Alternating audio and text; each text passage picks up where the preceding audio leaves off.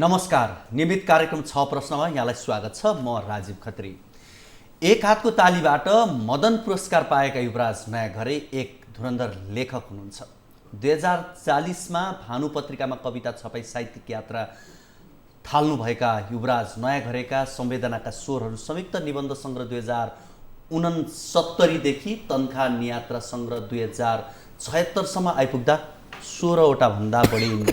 16वटा निबन्ध तथा नियात्रा सङ्ग्रह प्रकाशित छन्। दर्जनभन्दा बढी साहित्य र सांस्कृतिक सङ्घ संस्थासँग उहाँ संलग्न हुनुहुन्छ। उहाँको एक हातको ताली निबन्ध सङ्ग्रहका लागि 2065 सालको मदन पुरस्कार उहाँले पाउनुभएको थियो। कृतिको विशेष गरी प्रकृतिको काखमा विचरण गर्न रुचाउने, एउटा नयाँ कुरा पाउने बित्तिकै घन्टौँसम्म कल्पनामा हराउने आदत छ। यो मैले उहाँसँग नजिक रहेर बुझेको बुझाइ पनि हो र भावुक र कल्पनाशील हृदयका उहाँ जहाँ पुग्दा पनि त्यसलाई लेखनको विषय बनाउन सक्ने क्षमता राख्नुहुन्छ। आज हामी उहाँ युवराज नयाँघरेसँग नै कुराकानी गर्दैछौँ। नयाँघरेजी, यहाँलाई स्वागत छ। धन्यवाद, नमस्कार। आराम हुनुहुन्छ? सबभन्दा पहिला त यहाँलाई बधाई छ। त्रिमूर्ति निकेतनद्वारा प्रदान गरिने सत्यमोहन जोशी शताब्दी पदकबाट यहाँ सम्मानित हुनुहुन्छ। हजुर, धन्यवाद छ। यहाँको अहिलेको यो साहित्यिक यात्रा कसरी अगाडि बढ्दैछ? अब अलिकति अगाडिसम्म म बर्माबाट फर्केर आइसकेपछि त्यो तनखा भन्ने एउटा किताब आयो, त्यसमै नै अलिकति व्यस्त थिएँ। त्यस यता अहिले यो अलिकति बन्दाबन्दीको समय, यो त्यति बाहिर फेरको अवस्था पनि छैन र खास गरी यात्रा लेखकहरूलाई बडो सङ्कटपूर्ण अवस्था छ। किनभने यात्रा लेखकहरू भनेको समाजसँग नजिकसँग जाने, हेर्ने, समाज संस्कृति त्यहाँसँग जोडिएको पक्षलाई अध्ययन गर्ने, अनुसन्धान गर्ने विधा भएको कारणले गर्दा यो विधालाई अलिक अहिले गाह्रो छ। किनभने जाने, घुम्ने, त्यो समाजसँग नजिक हुने अवस्था छैन।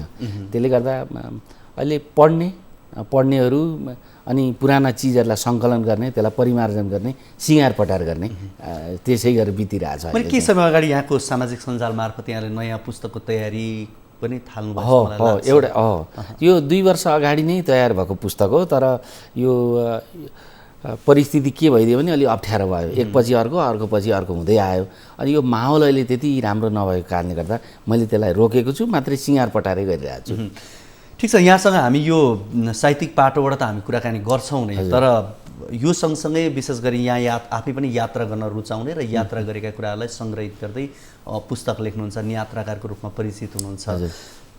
यो कोरोना पछिकै सन्दर्भमा कुराकानी गर्छु यहाँसँग। अब एकातर्फ यात्रा गर्ने अवस्था अहिले छैन, अब बिस्तारै खुल्दैछ। जसरी कोरोनाभन्दा अगाडि 1 वर्ष अगाडि यात्रा गर्न जुन किसिमले पखेटा फुकाएर हिँड्न सक्ने अवस्था थियो, अब अहिले त्यो अवस्था क्रमिक रूपमा विस्तार हुँदैछ। तर यो 1 वर्ष यसरी हिँड्न नपाउँदा यहाँका अनुभवहरू कस्ता रहे र अबका योजना यहाँका के छन् यात्राकै? एकदमै कठिन भयो। बडो गम्भीर कुरा गर्नुभयो तपाईँले। वास्तवमा यात्रा लेखकहरूलाई एकदमै कठिन अवस्था थियो। यो अवस्था मैले अहिले यो द्वन्द्वको बेला जस्तै मैले अनुभव गरेँ। द्वन्द्वको बेलामा पनि हामीलाई चाहिँ यता द्वन्द्व गरिरहेको पक्षले चाहिँ यो सरकारी सुराकी हो कि भनेर हामीलाई सोधखोज गर्ने, अनि सरकारी चाहिँ नि कर्मचारी अथवा सरकारी चाहिँ नि सुरक्षाकर्मीले पनि हामीलाई यो द्वन्द्वकारी हो कि भनेर खानतलासी गर्ने, सोधपुछ गर्ने, त्यस्तो अवस्था थियो। अहिले चाहिँ त्यस्तो नभएर प्रकृतिले नै हामीलाई सोधपुछ गरेर घरमा थन्काइदियो। यस्तो भयो कि कतै नजाऊ। अब घरबाट चाहिँ नि सडकमा निक्लिँदा पनि म त यस्तो कठिन अवस्थामा भएँ कि मलाई यति गाह्रो भयो। किन भन्दा म काठमाडौँमा राजनीतिक उथलपुथल हुँदा एउटा झोला बोकेर हिमालतिर जाने मान्छे, अथवा यहाँ राजनीतिक झैझमेला गन्जागोल हुने बित्तिकै म एउटा चाहिँ नि सामान्य ब्याग बोकेर चाहिँ यसो पाहाडतिर उक्लिने मान्छे। त्यस्तो मान्छेलाई घरमै बस, चुप्प लागेर कहीँ केही नगर, सक्छस् एउटै कोठामा, सक्दैनस् भन्नु पनि वल्लो कोठा र पल्लो कोठा मात्रै गरै भनेर भनेको अवस्थामा बडो कठिन भयो। किन भन्दाखेरि त्यतिखेर चाहिँ यति अप्ठ्यारो भयो कि कहीँ जाने, सम्पर्क गर्ने, भेटघाट गर्ने, समाज पढ्ने, संस्कृतिलाई अध्ययन गर्ने, अनुसन्धान गर्ने, जति धेरै समाज संस्कृतिसँग नजिक बसेर छलफल गर्यो, चिन्तन गर्यो, मनन गर्यो, द्वन्द्वात्मक हिसाबले हेऱ्यो, नयाँ कुरो आउँछ यात्रामा चाहिँ। अनि मलाई त यति गाह्रो हो र समय मिलाउनै कठिन भयो। त्यस्तो अवस्थामा उही पुराना पुस्तकहरू पढ्ने, त्यो आफूलाई नै रिभाइभ गर्ने, पुराना चिजहरू सङ्कलन गर्ने, त्यसैलाई कोरीबाटी पार्ने, सिँगार पटार गर्ने, त्यस्तै गरेर बित्यो। र खास गरी यात्रासँग सम्बन्धित चाहिँ उपन्यासहरू, संस्मरणहरू, कथाहरू अथवा चाहिँ गीतहरू, कविताहरू के कस्तो छ भनेर नै मैले चाहिँ खोज गरेर त्यसैमा आफूलाई बिताएँ। यो पक्कै पनि यहाँलाई एउटा साहित्यकार मात्रै भनियो भने कतिपय कुरामा अन्याय पनि हुन्छ, किनभने एउटा साहित्यकार त हो, यहाँ यात्रा गर्नुहुन्छ, लेख्नुहुन्छ, तर सँगसँगै पर्यटनलाई नजिकबाट निहाल्नु भएको छ, संस्कृतिलाई नजिकबाट निहाल्नु भएको छ। त्यस कारणले कहीँ कतै एउटा पर्यटनविद, संस्कृतिविदको रूपमा पनि आफूलाई स्थापित गर्दै लाने अवस्था पनि यहाँलाई त्यो बन्दै पनि गएको छ। यसरी हेर्दाखेरि जसरी अहिले सरकारले आन्तरिक पर्यटनलाई चाहिँ अब बढुवा दिँदै लानुपर्छ, बाह्य पर्यटनको सम्भावना अहिले न्यून भएको अवस्थामा भन्ने सन्दर्भ आइरहँदा अब बिस्तारै बामे सर्ने अवस्था आन्तरिक पर्यटनबाट हुन सक्ने सम्भावना कतिको देख्नुहुन्छ? मैले यो बाटो यहाँ यो एकदमै अहिले सरकारले 2020 जुन घोषणा गरेको थियो, तर दुर्भाग्यवश विविध कारणले गर्दा त्यसलाई स्थगित गर्नु पर्यो। अब हामीले नयाँ ढङ्गले हाम्रो पर्यटनलाई हेर्नुपर्छ। हाम्रा हिजो विविध कारणले गर्दा हाम्रो यो चाहिँ नि पर्यटनको क्षेत्र चाहिँ प्रभावित भएको थियो। अलिकति के भयो भने हामीले हाम्रा हिमालहरू शेर्पालाई मात्रै जिम्मा छोडिदिएका थियौँ हिजोका दिनमा। पर्यटन भनेको चाहिँ कस्तो भने हाम्रो जीवन पद्धतिसँग यसरी जोडिएको छ। हिमालको आसपासको संस्कृति, हिमालको आसपासको भूगोल, हिमालको आसपासको जनजीवन, हिमालको आसपासको गीत, कविता अथवा त्यसको वनस्पति, त्योसँग जोडिएको अध्यात्म, त्योसँग जोडिएको संस्कृतिलाई यसरी हामीले चाहिँ अब बेच्नुपर्छ। हामीले अहिलेसम्म बाहिर बेच्नै सकेका छैनौँ। हामीले चाहिँ के भन्यौँ भने हाम्रो पर्यटन, हाम्रो चाहिँ नि हिमाल, हाम्रो पहाडहरू, हाम्रा खोला नालाहरू चाहिँ पहाड हिमालसँग जोडिएको छ भने शेर्पाको मात्रै हो, पहाड हो भने पहाडसँग जोडिएको पक्षको मात्रै हो, मधेस हो भने मधेसको पक्षको मात्रै हो भनेर एउटा किता काट जस्तो गरियो। अहिले पनि तपाईँ हिउँ परिसकेपछि ढोका थुनेर हामी चाहिँ घरभित्र बस्छौँ, जबकि हिउँ परिसकेपछि त्यहाँ स्की हामी किन चलाउँदैनौँ? यो एउटा गम्भीर पक्ष छ। त्यसै गरी हिमालसँग जोडिएको यति धेरै पक्षहरू छ, त्यो पक्षलाई पाठ्यक्रममा हामीले समावेशै गर्न सकेका छैनौँ। बढीभन्दा बढी त्यसलाई चाहिँ जनमुखी शैलीमा हामी यसो हिमाल हेर्छौँ, तर हिमालसँग जोडिएको पक्ष चाहिँ यति धेरै कुराहरू छ। त्यहाँको वातावरणदेखि लिएर, त्यहाँको अध्यात्मदेखि लिएर, संस्कृतिदेखि लिएर, जनजीवनदेखि लिएर 2 हप्ता 3 हप्ता अगाडि मात्रै म सोलु पुगेँ। सोलुको मेरा पिकभन्दा उतापट्टि म पुगेर आएँ। त्यहाँ पुगेर आइसकेपछि अहिले हिमालसँग जोडिएको जस्तो चौरी सभ्यता नष्ट हुँदै गइरहेको छ। चौरीसँग जोडिएका यति धेरै कुराहरू छन्। एकातिर मासु त छँदैछ खानपानको लागि, त्योसँग लगाउने लुगा, राडी, पाकी, जुत्तादेखि लिएर टोपीदेखि लिएर एउटा चौरी नष्ट हुँदाखेरि हिमाली क्षेत्रको सम्पूर्ण धेरै कुरा असर पर्छ। अब कारण के भइदियो? बाटाहरू गइरहेका छन् जथाभावी ढङ्गले। हाम्रो पुरानो सभ्यता जुन हो चरण क्षेत्र, त्यो चरण क्षेत्र प्रभावित भयो। सँगै हामीले के गर्दियौँ भन्दाखेरि प्लास्टिकका कुराहरू जथाभावी प्रयोग गर्दियौँ। सँगसँगै हामीले के गर्दियौँ? खोल्न नपर्ने नाकाहरू जथाभावी खोलिदिएका छौँ। र विदेशीहरू आउँदाखेरि उनीहरू अहिले पनि ढुङ्गा टेकेर ढुङ्गा मात्रैले बनेको बाटाहरू छैनन् भनेर हिँड्न चाहन्छन्, तर हामीले ती चौताराहरू, ती चाहिँ नि ढुङ्गेनी बाटाहरू नष्ट पार्दै हामीले डोजरहरू कुदाइदियौँ।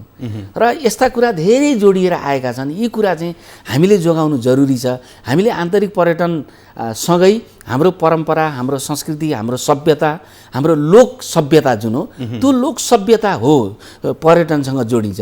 विदेशीहरू अग्ला घर हेरेर आउँदैनन्, यहाँको बालन हेर्न आउँछन्, यहाँको नाच हेर्न खोज्छन् उनीहरूले, यहाँको पालम हेर्न रोज्छन् उनीहरूले। यहाँका चाहिँ हाम्रा चाहिँ अन्य किसिमका गीतहरू उनीहरूकै छन् नि, चिल्ला सडक त उनीहरूकै छन् नि।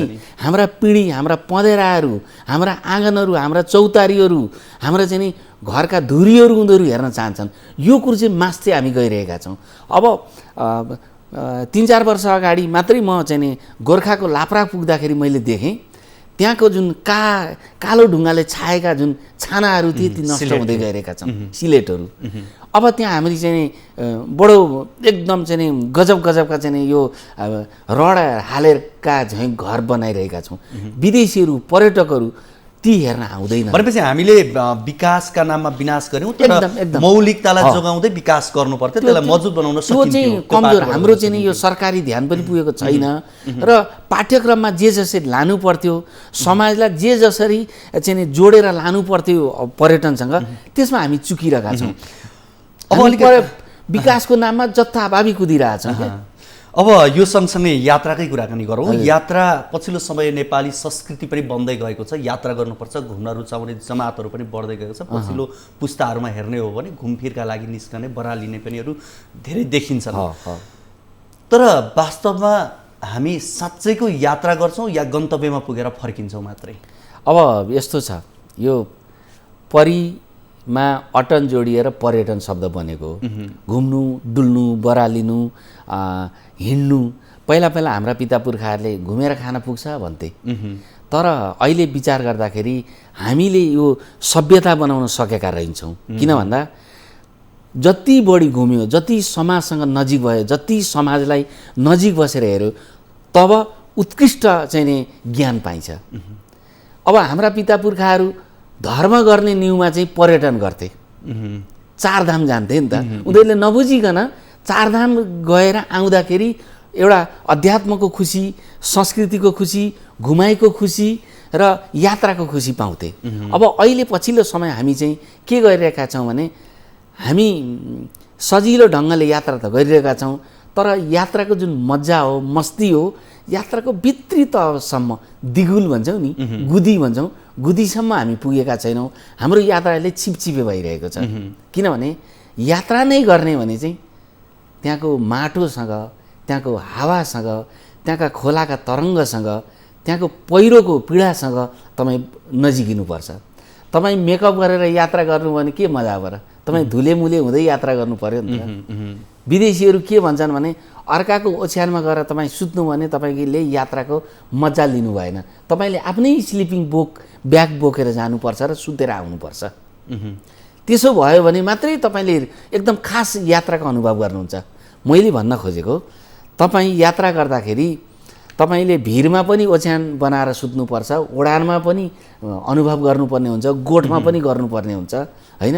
पिँढी पँधेरोमा जहाँ पनि अब तपाईँ यहाँबाट लुक्ला जानुहुन्छ, होटल बुक गर्नुहुन्छ, त्यसपछि तपाईँ चाहिँ नाम्चीमा जानुहुन्छ, अब होटल बुक गर्नुहुन्छ, बस्नुहुन्छ, त्यो एकदम झटाझट। अथवा कर्णालीतिर जानु भने सुर्खेतबाट एकैपटक तपाईँ हुम्ला पुगेर चाहिँ सिमकोट ओर्लेर चाहिँ यसो बजार घुमेर आउनुहुन्छ। त्यस किसिमका झटाझटको यात्राले चाहिँ मन त फटाफट उड्ला, तर खास हृदयले चाहिँ त्यहाँको माटो, त्यहाँको प्रकृति, त्यहाँको जनजीवन, त्यहाँको नाचसँग, त्यहाँको खानासँग, त्यहाँका चाहिँ बत्ती बालेहरूसँग तपाईँ नजिक रहन सक्नुभयो भने त्यो यात्रा हुँदैन। जीवन र जगतसँगको सामिप्यता चाहिँ कमी भइरहेछ। हुन्छ, हामी यो कुराकानीलाई निरन्तरता दिनेछौँ। यति बेला भने पालो भएको छ छोटो ब्रेकको।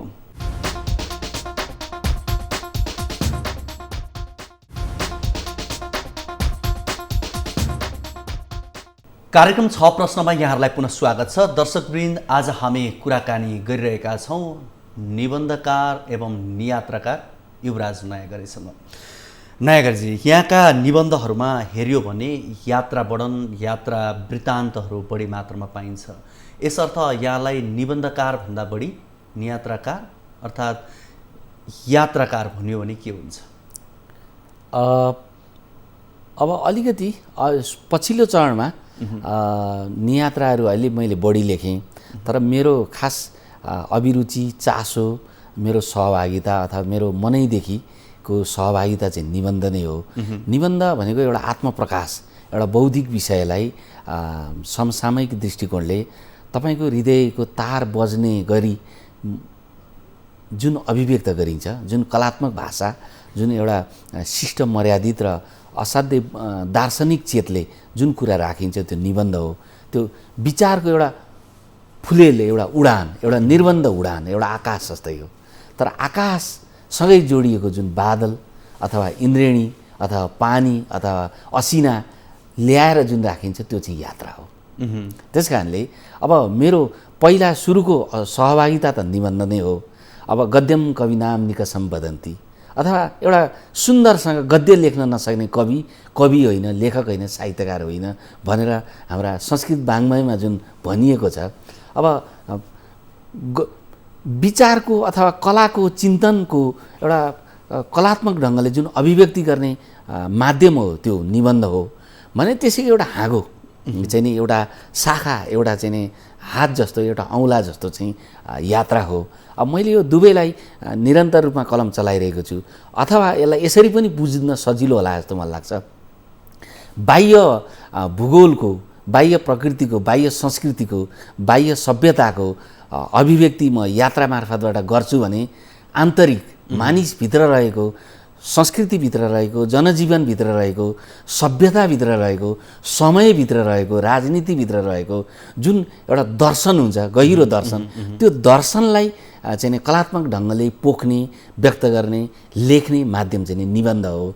र कुनै पनि व्यक्तिको, कुनै पनि लेखकको, कुनै पनि चाहिँ साधकको, कुनै पनि तपस्वीको भाषाको चमत्कार, शिल्पको कला अथवा ऊभित्र भएको जुन शब्दको चातुर्य हो, त्यो चातुर्यलाई पोख्ने चाहिँ नि कुनै माध्यम हो भने उसको नाप्ने जुन कडी हो, त्यो कडी चाहिँ कुनै हो भने त्यो निबन्ध नै हो। त्यसै कारणले गाउँघरमा पहिला हामीलाई गाईको बारेमा निबन्ध लेख, हिमालको बारेमा निबन्ध लेख अथवा आमाको बारेमा निबन्ध लेख भनिन्थ्यो। र विश्वविद्यालय तहमा पनि, विश्वका धेरै विश्वविद्यालयमा, नेपालमै पनि हाम्रा विश्वविद्यालय तहमा कुनै पनि व्यक्तिको भाषाको नमुना, ऊभित्र कस्तो कला छ, कस्तो क्षमता छ, कतिको शाब्दिक शक्ति छ, त्यसको मापनको लागि चाहिँ निबन्ध लेख्न गराइन्छ। र त्यही भएर मैले चाहिँ म यो त्यो भन्नुभन्दा पनि दुवै विधामा काम गर्दैछु। अब कति खोलो तर्छु थाहा छैन, तर कोसिस चाहिँ छ मेरो दुवै विधामा। पाठकहरूको दृष्टिकोणबाट हेर्ने हो भने पछिल्लो समय उपन्यास र बरु संस्मरणमा केही पढ्न चाहने बायोग्राफीहरू, व्यक्तिका बायोग्राफीहरू, तर 50 को दशक यता हेर्ने भने निबन्धमा चाहिँ केही शिथिलता आएको हो। शिथिलता पहिलादेखि नै हो। यो चाहिँ कस्तो भन्दाखेरि नेपाली निबन्ध सधैँ काठे च्याउ जस्तो भयो, टाक्सिएर बस्यो क्या। यो कस्तो भइदियो भन्दाखेरि यो तपाईँ विशिष्ट विधा हो, एउटा सम्भ्रान्त विधा हो। यो विधा भनौँ न एलिट विधा हो। यो विधामा जोसुकै आउनै सक्दैनन्। अहिले पनि हामी हेर्छौँ औँलामा गर्ने लेखकहरू छन्। अब यसलाई मैले अहङ्कारको रूपमा पाठकहरूले अथवा समाजले नलिदिन अनुरोध गर्छु।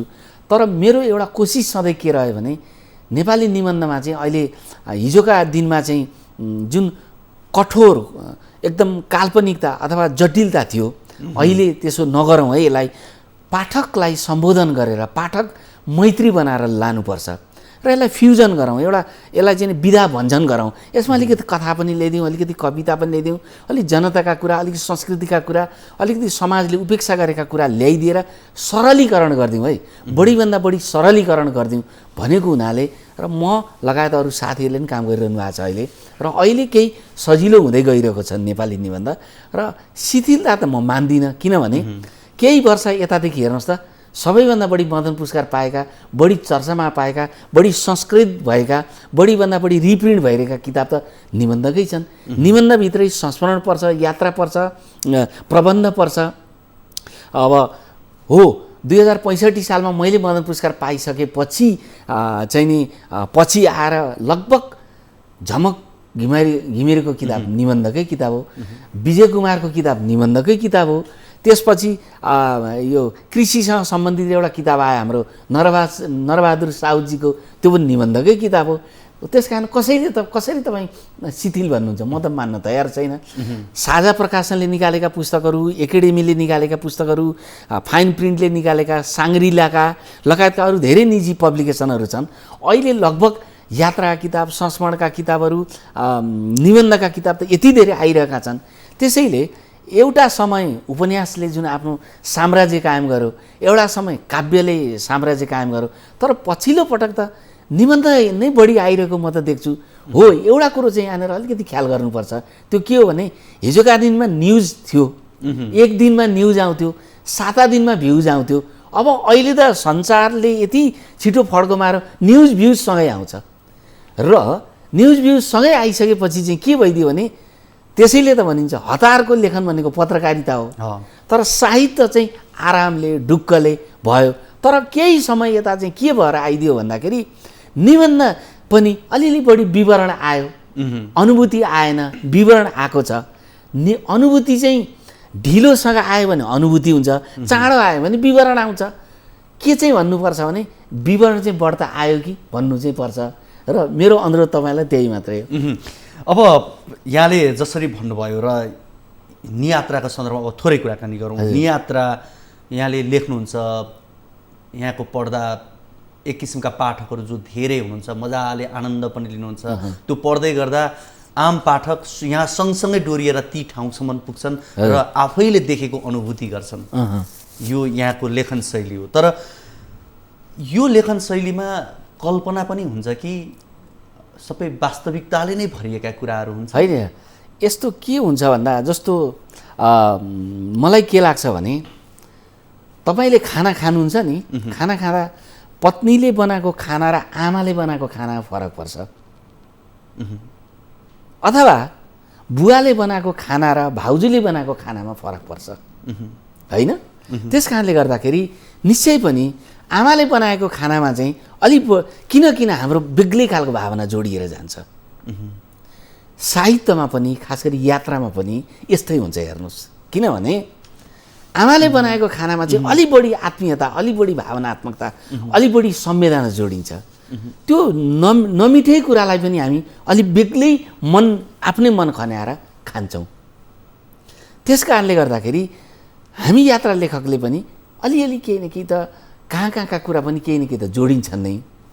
तर बढी त आफैले अनुभव गरेको, आफैले महसुस गरेको, आफैले नै यात्रा गरेको, पसिना चुहाई डुलेको, अथवा खुट्टामा ठेला उठाई हिँडेको, अथवा ठेस लागि अनुभव गरेका कुरा नै लेखकले यात्रामा लेखेका हुन्छन्।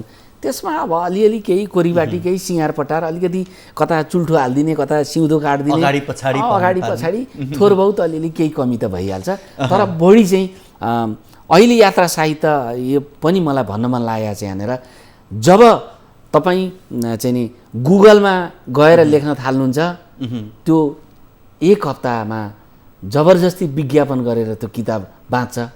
तर साँच्चै तपाईँ प्रकृतिमा गएर पसिना चुहाएर, ठेला उठाएर, ठेस लगाई जुन शरीरभरि प्रकृतिमा बगेका नदीहरू पसिनाका नदी बनाएर आफ्नो शरीरमा कुदाएर यात्रा गर्नुहुन्छ, त्यो किताबलाई विज्ञापन गर्नु पर्दैन, कहीँ गुगलमा हाल्नु पर्दैन, मानिसको मनमा, मानिसको अन्तर्मनमा समेत स्थापित हुन्छ। त्यो चाहिँ अमर कृति हुन्छ जस्तो मलाई लाग्छ। अब समकालीन र अहिलेको युवा पुस्ताको निबन्ध लेखन र साहित्यप्रतिको धारणामाथि तपाईँको मत के छ? अब कस्तो छ भन्दा यो अलिकति बहस गर्नुपर्ने विषय नै हो, हामीसँग समय थोरै छ। तैपनि मलाई के लाग्छ भन्दा अब यो विधा अलिकति कठिन विधाको रूपमा सबैले लिन्छन्, तर त्यसरी लिनु हुँदैन। यो अरू विधा जस्तै प्रेमपूर्वक लेखिने विधा हो, यो प्रेमी विधा हो। झन् यसमा त सबै कुरो अटाउँछ, छाता जस्तै हो, छाताका टुप्पा जस्तो यो सबै कुरो अटाउँछ नि त। त्यही भएर यसले चट्याङ पनि छेकेकै हुन्छ, असिना पनि छेकेकै हुन्छ, तपाईँलाई चाहिँ एक खालको हावा पनि दिइरहेको हुन्छ, शीतलता पनि दिइरहेको हुन्छ। छाता जस्तै हो यो विधा त, सबै कुरोको अनुभव गराउने। त्यसैले सहभागिता चाहिँ कम छ। आज चाहिँ कस्तो भइदियो भने बिहान क्लिक गर्ने, दिउँसो सिलेक्ट गर्ने, अनि बेलुका चाहिँ नि एकदम बुम गर्ने, बुस्ट गर्ने युग आइरहेछ। तर त्यसरी हुँदैन। एउटा तपस्याको क्षेत्र, साधनाको क्षेत्र, समर्पणको क्षेत्र, एउटा निष्ठाको क्षेत्र भएको कारणले गर्दाखेरि यो विधामा अलिकति लाग्नु चाहिँ पर्छ। जति बढी लाग्यो उति राम्रो चिज आउँछ। तपाईँ दाँते ओखर खाने कि हाडे ओखर खाने हो? तपाईँ एकैछिन त भडङ्ग यसो फुटाएर चाहिँ दाँते ओखर खानु होला, होइन? तर हाडे ओखर फुटाउँदाको स्वाद, मजा, अथवा पसिना, परिश्रम, अनि त्यसपछि जुन कोट्याएर खानुहुन्छ त्यसको बेग्लै मजा हो। त्यस कारणले गर्दा साहित्यमा पनि त्यही हो। अहिलेको नयाँ पुस्ता अलिकति छिटो छरितो विधामा गइरहेको छ, अलि बढी सहजतिर गइरहेको छ। तर म चाहिँ उहाँहरूलाई के भन्छु भने एकछिन गाह्रो भए पनि हाडे ओखरतिर लाग्नुहोस्, दाँते ओखरतिर नलाग्नुहोस्। तपाईँलाई राख्ने, जोगाउने, बचाउने चाहिँ दाँते ओखर होइन, हाडे ओखर हो। हाडे ओखर फुटाउन सक्ने, दाँते ओखर त सजिलै फुटाइहाल्छ। यहाँको यो महत्त्वपूर्ण समय र संवादको लागि यहाँलाई धेरै धेरै धन्यवाद। हजुर, हस्, धन्यवाद। दर्शकवृन्द, आज हामीले कुराकानी गऱ्यौँ निबन्धकार, नियात्राकार युवराज नयाँ गरेसँग। आजको कार्यक्रमको निर्धारित समय सकिसकेको छ। भोलिको कार्यक्रममा नयाँ अतिथि र नयाँ विषयसँग रहेर कुराकानी गर्न आउने नै छौँ। तबसम्मका लागि बिदा दिनुहोस्। हवस् त, नमस्ते।